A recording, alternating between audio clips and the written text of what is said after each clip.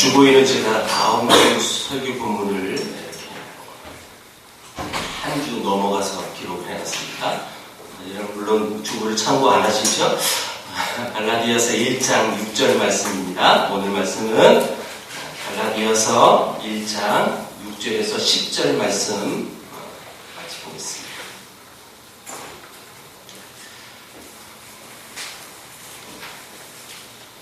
갈라디아서 1장 6절에서 10절 말씀 한 절씩 교독하겠습니다. 그리스도의 은혜로 너희를 부르신 이를 이같이 속히 떠나 다른 복음을 따르는 것을 내가 이상하게 여기노라. 다른 복음은 없나니 다만 어떤 사람들이 너희를 교란하여 그리스도의 복음을 변하게 하려 합니다. 그러나 우리나 혹은 하늘로부터 온 천사라도 우리가 너희에게 전한 복음 외에 다른 복음을 전하면 저주를 받을지어다. 우리가 전에 말하였거니와 내가 지금 다시 말하노니 만일 누구든지 너희가 하는 것 외에 다른 복음을 전하면 저주를 받을지어다. 같이 있습니다.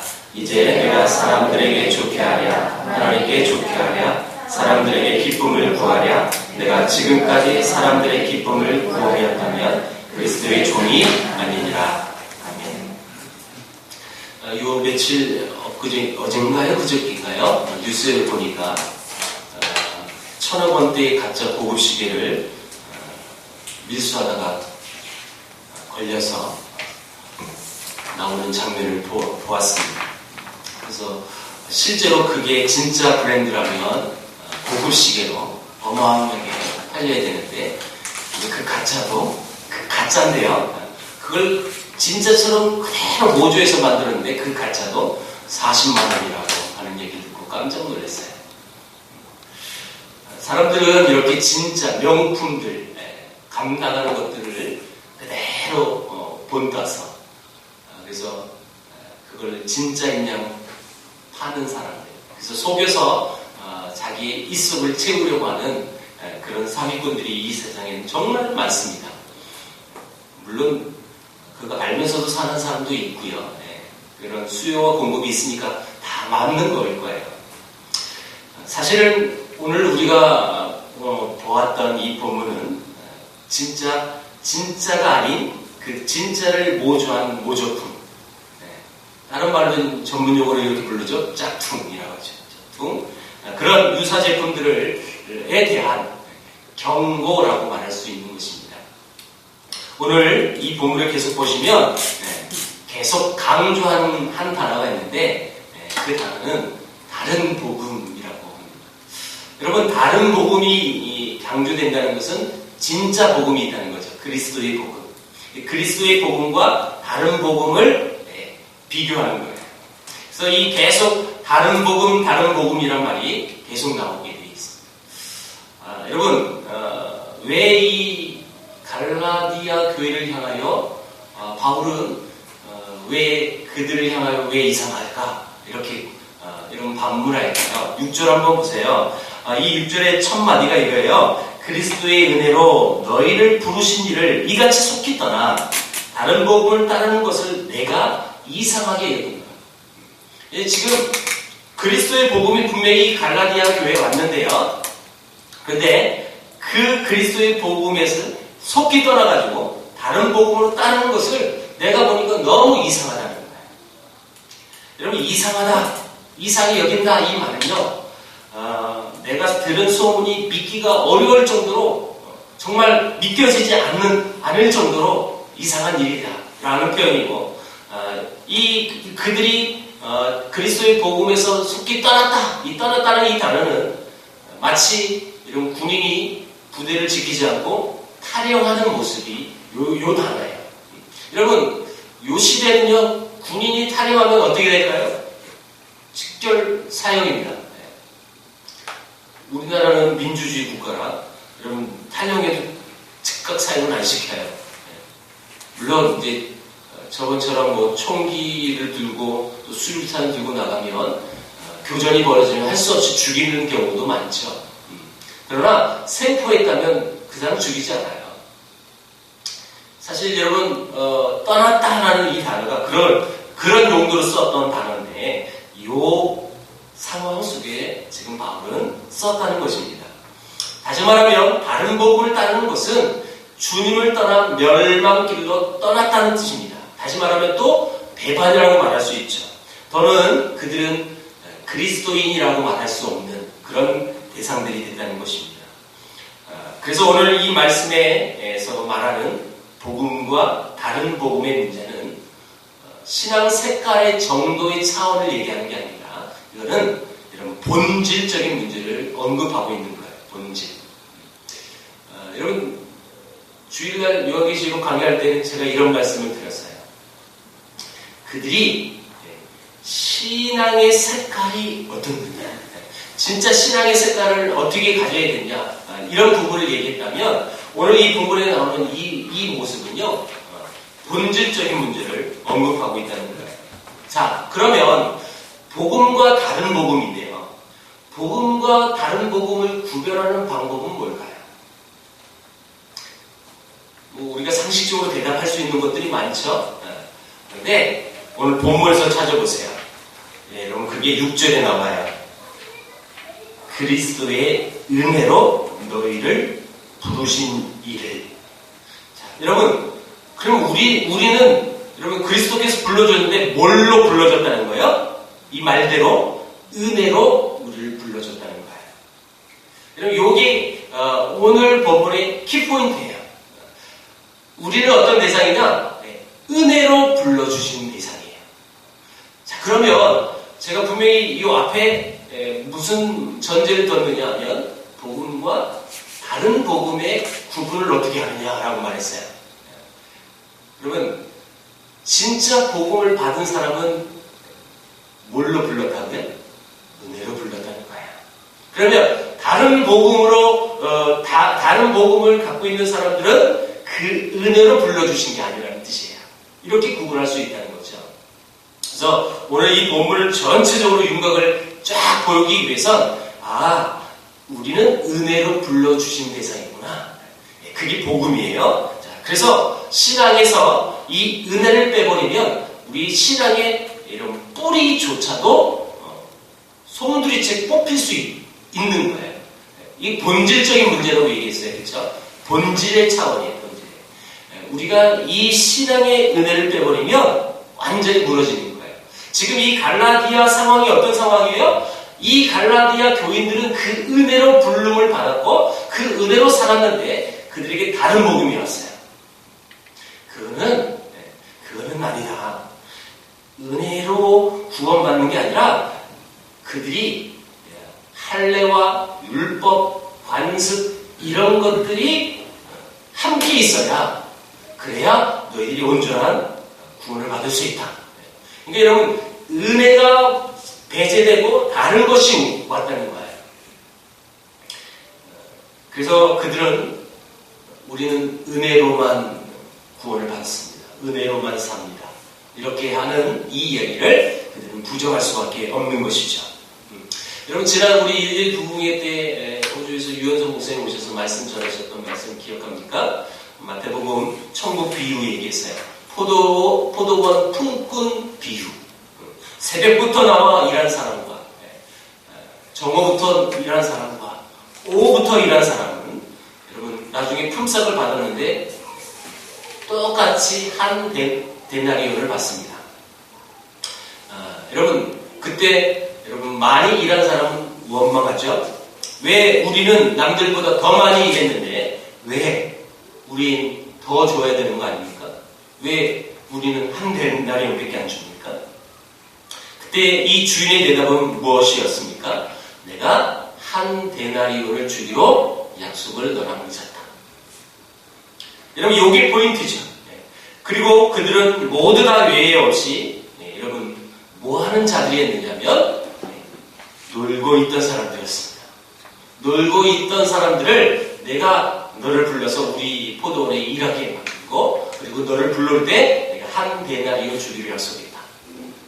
만약에 그 주인이 그 놀고 있는 사람을 데려오지 않았으면 그는 일도 할 수 없었고 한 데나리온도 받을 수 없었어요. 여러분 이게 뭘 얘기하는 거냐면 약속을 맺었고 그리고 그 자체는 그 은혜였다는 거예요. 은혜.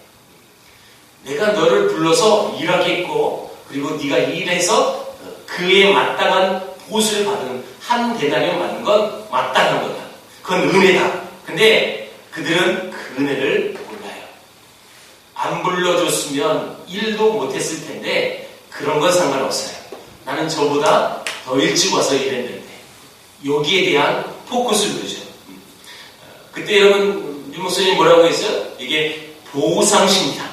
공로 인정을 받고 보상을 받으려고 하는 그들의 상황이다라고 말했습니다. 예, 여러분 이게 뭐냐면 오늘 다시 본문을 보면 우리가 계속 은혜를 얘기하고 있는데, 제가 얘기하고 있는데 그 은혜와 반대된 거예요. 은혜와 반대된다는 것은 그게 모든 것이 주의 은혜였는데 주의 은혜인 것을 모르고 난 더 일했는데 왜 난 안 줘요? 네. 여러분 분명히 한 데나리온을 주기로 약속을 했고 그 은혜를 받으면 되는 거예요. 그런데 막상 해봤더니 다른 사람보다 난 더 일찍 왔어요. 그만큼의 대가를 요구하는 거죠. 그 순간 그들은 내가 놀고 있었던 존재라는 것을 까맣게 잊어요. 내가 은혜를 받았다라는 그 자체를 완전히 기억하고 싶은 마음이 없는 거죠. 그러니까 여러분 다 자동적으로 그들에게 나타나는 게 뭐예요? 보상을 받으려고 하는 거예요. 대가를 받으려고 하는 거예요.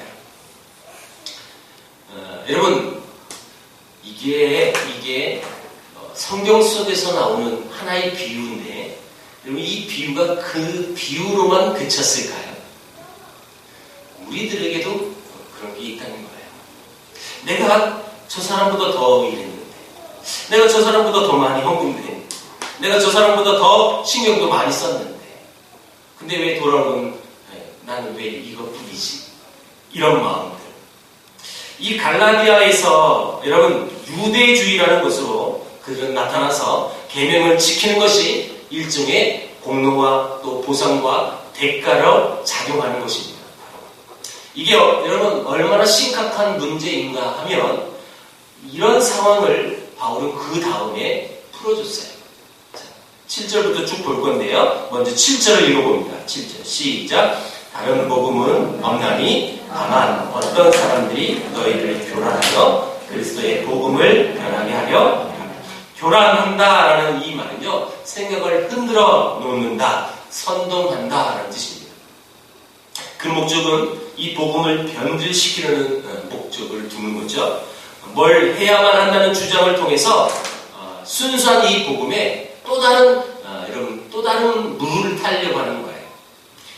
대표적으로 이 유대주의자들은 할례를 행해야 한다고 주장했습니다. 여러분 오늘날 우리 이 시대를 살고 있는 우리들은 여러분 은혜로 제사함과 구원이 아닌 또 어떤 무슨 값을 더 지불해야 한다는 사상들이 계속 일어나고 있습니다. 그래서 여러분 이런 말 들어봤나요? 은혜 구원이라는 말을 우리가 이제 신뢰하고 그걸 믿고 가는데, 행위 구원이라는 이런 말 들어봤나요? 그러니까 우리가 은혜로 구원을 받았는데 그 다음 이제 우리가 그 주님을 위해서 무언가를 해야 되는 거예요. 어떤 행위를 요구하는. 지금 이 성경에 나오는 이 갈라디아 교회에게 분명한 행위 구원, 할례라는 행위 구원에 행위가 있어야 구원을 받는다라는 다른 복음이 오는 건데요. 오늘날도 마찬가지죠. 어떤 행위적인 차원, 그것을 요구하고 또 그것이 있어야만 마치 구원을 받은 것처럼 이렇게 여러분 이 순수한 복음이 희석되어지는 일들이 지금 현재 많이 일어나고 있습니다. 네, 우리는 분명히 알고 있습니다. 복음은 어떤 지불된 값이 여러분 어마어마해가지고 그 복음을 여러분 그 지불을 어떻게 하셨느냐면 하나님의 아들을 그 대가로 지불하셨어요. 그래서 그 값이 여러분 없다라고 하죠. 왜 그렇습니까? 여러분 예수님의 그 죽으심을 우리가 값 없다라고 표현하는데 여러분 이거는 값이 없다라는 말을 많은 사람들이 착각해요. 아, 값이 좀 낮구나, 좀 가치가 떨어진 거구나, 그렇게 이해하는데 그것이 아니죠. 값 없다라는 것은요, 그 환상 가치를 여러분 어떤 가치로도 그것을 표현할 수 있는 방법이 없어요. 그래서 값 없다라는 것은 정말 값을 매길 수 없을 만큼의 어마어마한 대가 지불이었어요. 그래서 이 말을 다시 이렇게 표현할 수 있습니다. 결코 예수 그리스도의 죽으심, 그래서 우리가 그 피 흘리심으로 인하여 구원을 받은 그 구원에 대해서 우리는 어떤 것도 그 구원의 대가로 내놓을 게 필요 없는 거예요. 필요 없어요. 다만 있다면 그분께 감사하는 거겠죠. 감사, 찬양하는 거죠. 예배하는 거죠. 또 있다면 이거예요. 그러니까 여러분 오해하지 마세요. 여러분들 이해하기 쉽게 표현하는데 그 은혜를 받은 사람들은 그 은혜를 그대로 다른 사람들에게 베푸는 것. 그것이 은혜 받은 사람들이 혹여라도 값을 지불할 수 있는 우리가 최선의 모습이라고 말할 수 있는 것입니다. KFC보다 더 많이 매출을 올린 미국의 닭 가게 이야기를 제가 조금 전에 봤어요. 그분은 기업 정신이 무조건 주일을 쉬는 거였어요. 주일 성수. 무조건 주일은 문 열지 않는 거예요. 여러분, KFC에서 주일날 문을 닫으면 한국은 난리가 날걸요. 우리는 외식을 어디서 하라고? 실제로 여러분, 어떤 이런 프랜차이즈점들이 가장 주일날 매출이 많잖아요. 여러분 믿는 크리스찬들도 그래서 주일날 문 여는 가게가 많죠. 어떤 분은 신앙이 좋다고 제가 듣긴 들었는데 그분은 파리 뭐죠? 파리 바게트 왜 이게 꼬이죠? 나는 외국에서 왔나요? 아주 대리점을 크게 2개나 하고 있다고 제가 들었는데 열더라고요. 사실 신앙인들이 여러분 이렇게 지키는 게 굉장히 어려운 부분이거든요. 그리고 이 회사는 미국에서 굉장히 유명한 회사였어요. 그래서 많은 사람들이 조롱합니다. 욕합니다. 편협적이다. 그래서 그분은 뭐 동성연애에 대한 부분이 미국에서 민감하니까 그건 비성경적이다. 노골적으로 발표를 하고 그래서 동성애를 반대하는 단체에 어마어마하게 또 기부도 하고 그러니까 이분이 엄청나게 돈을 벌었는데 그걸 자기만 위해서 쓰지 않았다는 거예요. 기부하는 거예요. 사회에 환원하는 거예요. 주께서 주신 은혜로 놀라운 은혜를 받았기 때문에 흘려보내야 된다는 거예요. 이게 여러분 실제로 신앙이 조금 좋은 미국 성도들의 기업인들의 모습이거든요. 그 글을 보면서 좀 도전이 됐어요. 여러분 실제로 우리 크리스찬들이 값 없이 이런 주의 은혜를 받은 백성인데 우리가 할 수 있는 건 주께 감사하고 또한 그 받은 은혜를 흘려보내야 하는 거예요. 어떤 대가를 요구하지 않는다. 내가 이렇게 했으니까 내게 어떤 것이 돌아오겠지? 내가 기부했으니까 테이크가 와야 되는 그걸 요구하는 마음이 없이 순수한 내게 주신 은혜를 그대로 올려보내는 것. 이게 여러분 신앙인들이 가져야 할 태도라는 거예요. 자, 8절 다시 갑니다. 8절 다 같이 있습니다. 시작. 그러나 우리나 혹은 하늘로부터 온 천사라도 우리가 너희에게 전한 복음 외에 다른 복음을 전하면 저주를 받을지어다. 여러분 꿈에 천사가 와서 누구야? 라고 부르면서 친히 여러분들에게 무슨 계시를 준다 할지라도 그것이 은혜의 복음이 아니면 저주를 받는다는 거예요. 그 천사가 와서 그런 말을 해도 우리도 마찬가지로 우리도 그렇게 만약에 은혜의 복음이 전하지 않았다면 저주를 받을 것이다. 이거 엄청난 무서운 말씀이에요. 9절도 마찬가지예요. 우리가 전에 말할 거니와 내가 지금 다시 말하노니 만일 누구든지 너희가 받은 것 외에 다른 복음을 전하면 저주를 받을지어다. 그렇다면 이제 우리는 내가 무엇을 어떻게 했다는 어떤 자기 공로나 뭐 자기 자랑이나 또 무엇을 해서 복을 받았다는 그 비결들을 떠들어대는 어리석은 자가 돼서는 안 됩니다. 많은 또 신앙인들이 간증을 할 때 내가 어떻게 했더니 이런 은혜를 받았습니다. 이런 간증을 참 많이 하는데 그건 참 조심해야 하는 부분이에요, 사실은. 뿐만 아니라 어떤 도덕적인 행위 구원을 내세우면서 자기 의로움에 빠져서 남을 정죄하는 버릇도 우리는 고쳐야 할 것입니다.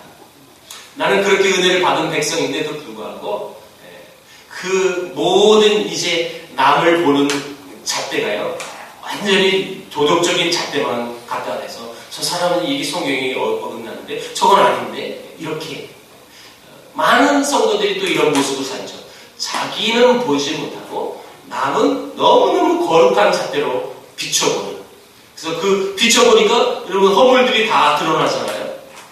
저건 잘못됐는데 이런 어떤 자기의 의로움으로 인해서 성도들을 정죄하고 비판하고 한다는 것은 이것도 조심해야 될 필요가 있다는 것입니다.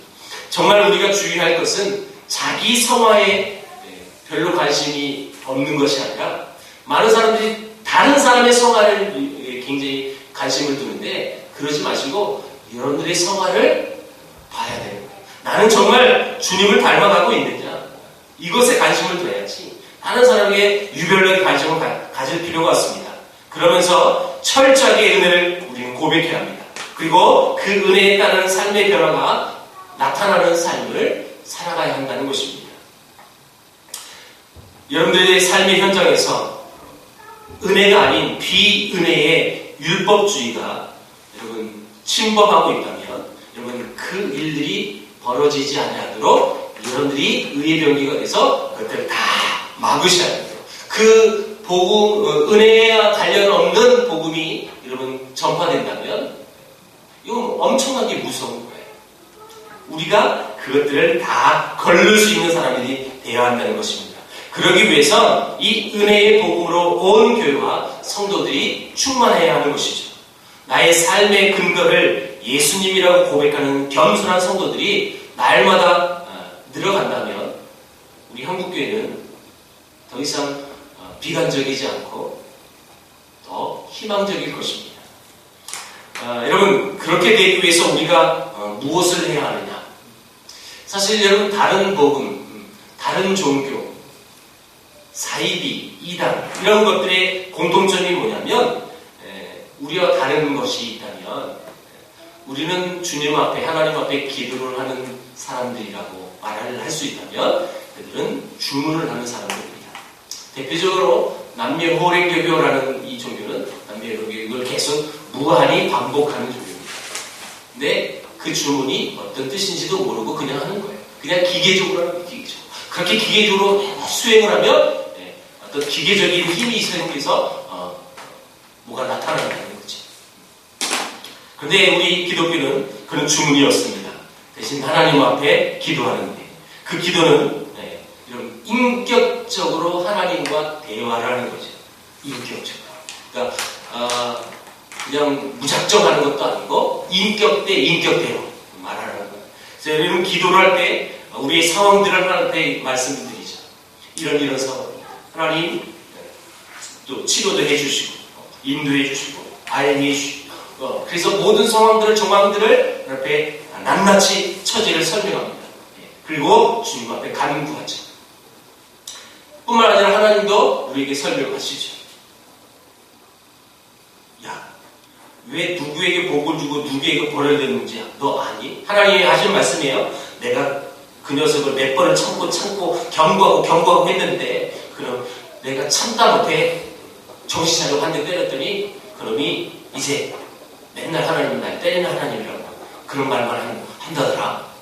이렇게 하나님 말씀하세요. 그럼 그게 어디 기록됐는지 아세요? 이사야서 1장에 기록됐어요. 하늘이여 들으라, 땅이여 귀를 기울이라. 내가 자식을 양육하였거늘 이놈들이 엉덩이에 뿔만 내고 내 말을 안 들어 처먹는구나. 물론 이렇게 제가 여러분 해석해서 여러분들에게 설명한 거예요. 여러분 이게 무슨 얘기예요? 우리가 정말 그들과 구별되고 또한 복음과 다른 복음을 구별되며 살아갈 수 있는 것, 그게 뭐냐면 우리가 하나님을 온전히 제대로 알아야 합니다. 근데 그 하나님을 제대로 알 수 있는 방법은 기도와 또한 말씀 묵상밖에 없어요. 그거 외에는 없어요. 늘 이 자리에서 강조합니다. 말씀 묵상이 여러분 얼마나 소중한 것인지. 여러분 하나님 앞에 우리가 지극정성으로 여러분 지성을 드리면 하나님이 들어주는 하나님이세요. 그게 아니에요. 여러분 정말 하나님이 기뻐하시는 것이 무엇인지, 하나님이 원하시는 것이 무엇인지 그걸 알고 그 하나님이 원하는 모습대로 살아가야 하는데, 그 하나님이 원하시는 그 내용이 어디 나와요? 성경에 나옵니다. 늘 우리는 하나님의 뜻을 알고 또 하나님의 뜻을 구합니다라고 기도하고 또 찬송하지만 이미 하나님의 뜻은 우리에게 선포되어 있습니다. 그래서 그 하나님의 뜻을 알려면 하나님께 듣고 또 하나님 앞에 생각해야 되고 또한 하나님 앞에 배워야 합니다. 그래서 여러분 말씀은 계속 죽을 때까지 읽어야 하고 말씀은 죽을 때까지 배워야 하는 게 말씀인 것 같아요. 사실 1년 전에 아니 한 달 전에 봤던 그 본문을 여러분 다시 봐도 똑같은 메시지로 말씀하지 않으세요.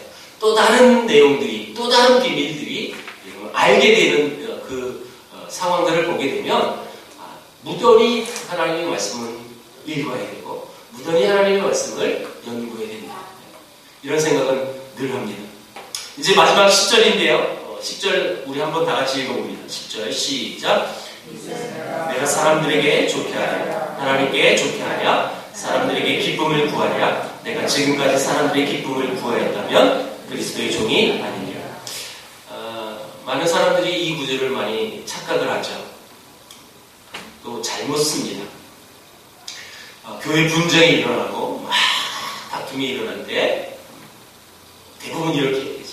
내가 너희들에게 좋게 하라. 난 하나님께 좋게 하라면서 막 상처 주고 나는 혼자는 정확한 말을 하겠다고 그러면서 이 말을 외치죠. 하나님을 기쁘게 할 거라고. 사실 저는 개인적으로는 이 말씀이 제 생애에 굉장히 큰 결정을 할 수 있었던 계기였던 한 말씀이기도 합니다. 저 개인적으로는 늦은 나이에 신학대학교를 가고 결정하는 것이 저에게는 결코 쉬운 일은 아니었습니다. 근데 이 말씀이 저에게는 요즘 우리 젊은이 쓰는 말로 꽃입니다. 정말 사람들에게 좋게 하여 하나님께 좋게 하여. 물론 그때는 이 말의 정확한 의미를 알지는 못했습니다. 다만 저 또한 여러 사람들처럼 그 말씀이 내 상황에 부딪혔을 때 내 상황하고 맞물려서 그냥 자기 해석을 많이 하죠.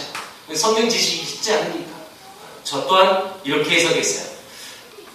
내가 신학의 길을 가고 이 길이 쉽지 않다는 건 우리 가족이 있었고 그래서 누구보다도 그 길이 힘든 부분을 저는 알고 있었습니다. 그래서 저는 이 말씀을 듣고 또 이 말씀으로 된 CCM을 부르면서 늘 생각한 것이 이거예요. 그 길은 정말 내가 가기 어려운 길이에요. 내가 힘든 길이에요. 그래서 가기 싫었던 길이었어요, 사실. 그런데 이 말씀을 통해서 정말 내가 하나님을 기쁘게 하는 사람이라면 그 힘든 길에 하나님의 뜻으로 가야 되는 거 아니겠습니까? 이런 마음으로 저 스스로 내 상황에 맞추어서 이걸 재해석을 한 거죠. 그래서 저에게는 제 개인적으로는 이 말씀이 굉장히 저는 좋아요. 왜냐하면 큰 결정을 할 수 있었던 크나큰 계기였으니까. 근데 저 개인적인 얘기를 말씀을 드렸고 이 말씀의 진정한 의미가 어떤 의미인지는 다시 한번 봐야 될 텐데 이 구절은 당시 이 갈라디아 교인들이 다른 복음을 쫓는 상황에서도 큰 물줄기를 따라가지 않고 오직 그들이 하나님의 말씀을 따라가겠다.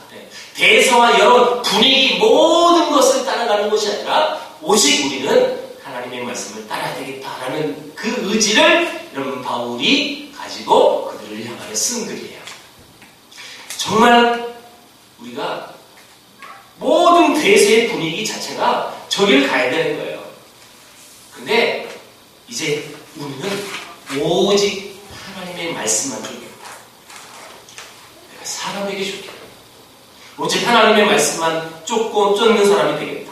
최신 유행하는 어떤 신학적인 논쟁과 사람들의 이론과 판단이 아니라 오직 그리스도의 복음을 따르겠다. 오직 복음만. 대세가 아니라 말씀을 쫓는 사람이 우리도 되어야 합니다. 말씀을 쫓는 사람. 순수한 복음을 쫓는 사람. 오늘 이 본문은 다른 복음도 있다는 사실을 가르쳐주고 있는데 그 다름과 그리고 참의 기준이 뭐냐? 그것은 은혜라는 사실을 여러분 잊지 마십시오. 그 은혜가 있느냐 없느냐. 그 은혜가 그 안에 있으면 그건 참이에요. 참된 복음이에요. 네, 은혜 없는 비은혜를 갖고 있다. 그거는 다른 복음이에요. 여러분 그 은혜는 어떻게 됐다고요? 값없이 우리에게 주셨어요. 대가 없이 주셨어요. 대가를 요구하는 것 비복음이에요. 비은혜예요. 정말 하나님은 아무 대가 없이 무조건적인 사랑으로 우리를 사랑해 주셨기 때문에 우리는 단지 그 하나님 앞에 감사합니다. 그리고 그 은혜를 받은 그 은혜를 나누는 것밖에 없어요. 그거 외에 다른 것을 주장하고 요구한다면 그건 다른 부분이에요. 거짓이라는 거죠. 진리가 아니라는 거예요. 네, 여러분 오늘 이 본문을 통해서 다른 복음과 또 진짜 복음과의 차이점은 그 은혜가 있느냐라는데 그 은혜가 우리 안에 여러분 분명히 있단 말이에요.